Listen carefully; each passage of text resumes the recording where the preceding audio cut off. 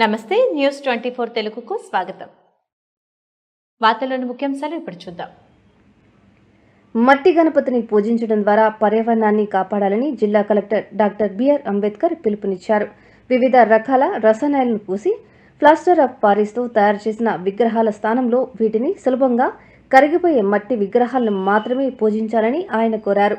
కాలుష్య నియంత్రణ మండలి ఆధ్వర్యంలో మట్టి గణపతి విగ్రహాల పంపిణీ కార్యక్రమాన్ని కలెక్టరేట్ వద్ద జిల్లా కలెక్టర్ అంబేద్కర్ శుక్రవారం ప్రారంభించారు. ఈ సందర్భంగా కలెక్టర్ మాట్లాడుతూ వినాయక విగ్రహాల అలంకరణలో రసాయనాలు బదులు సహజమైన రంగుల్ని వాడాలని, తయారీలో, అలంకరణలో, పూజలో సింగిల్ యూజ్ ప్లాస్టిక్, థర్మాకోల్ వాడవద్దని సూచించారు.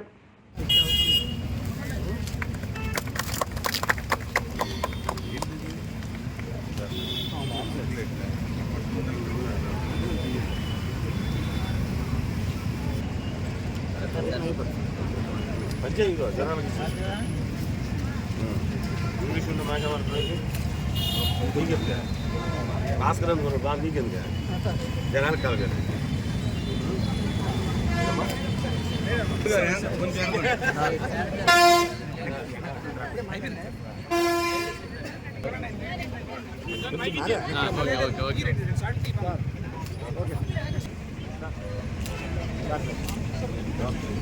राजू जनकरावा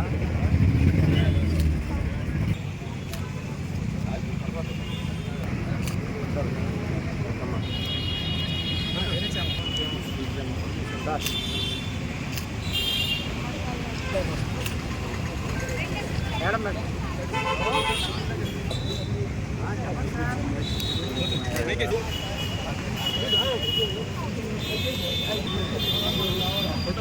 ओके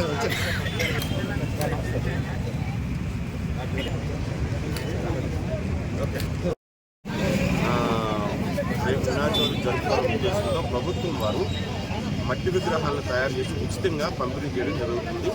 జిల్లాలో మన ఈ విజయనగరం టౌన్లోనే దాదాపు 5 ప్లేసుల్లో ఎక్కువ రద్దీ ఉన్న ప్లేసులు కలెక్టరేట్ ప్లేస్లో కానివ్వండి, ఆర్ఎండ్బి గెస్ట్ హౌస్ ప్రాంతం కానివ్వండి, అలాగే బస్ స్టాండ్ దగ్గర కానివ్వండి, ఇలా 5 ప్లేసులు విజయనగరం టౌన్లోనే ఇవ్వడం జరుగుతుంది.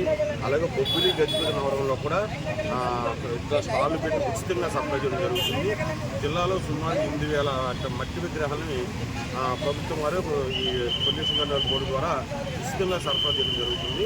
మేమందరం ఏంటంటే జిల్లాలో ప్రజలందరూ కూడా మేము కోరినది ఏంటంటే అందరూ కూడా మట్టి విగ్రహాలు, వినాయకుడి విగ్రహాలు, మట్టి విగ్రహాలు మాత్రమే వాడండి. కాలుష్యాన్ని ఎటువంటి ఇబ్బంది లేకుండా కాలుష్య రహితంగా మనం ఈ పండుగను సంతోషంగా చేసుకోవాలని జిల్లా ప్రజలందరూ కూడా మేము పాటించారు.